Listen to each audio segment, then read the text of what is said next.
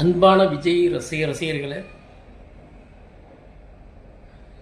இந்த வரும் மே 4 முதல்வராக திரு முத்துவேல் கருணாநிதி ஸ்டாலின் அவர்களே பதவியேற்பார் என்பது அதுவே நிதர்சனமான உண்மை.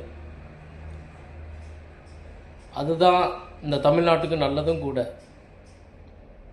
ஸோ அவர் பதவியேற்றதிலிருந்து இனிமே உங்களுக்கும் சேர்த்து அவர் உழைக்க போகிறார். அதுதான் உண்மை. தமிழ்நாட்டுக்கு கிடைச்ச பொக்கிஷமும் கூட அவர். இந்த திராவிட ஆட்சியில் ஒரு நடிகரை நம்பி போய் ஓட்டு போட்ட உங்களுக்கும் சேர்த்தே அவர் உழைக்க போகிறார். ஆனால் மறுபடியும் நீங்கள் சேற்ற வாரி வீசுவீங்க. ஏன்னா அது திமுகவுக்கு ஒரு திருஷ்டி மாதிரி. உங்கள் பாஷையில் சொல்ல போனால் திருஷ்டி கிடைக்குது, திட்டிட்டு போங்க. ஆனால் உங்களுக்கும் சேர்த்தே அவர் உழைக்க போகிறார்.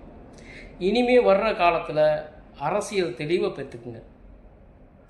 அரசியல் தெளிவான அறிவுகளை கொஞ்சம் கற்றுக்கொள்ளுங்க.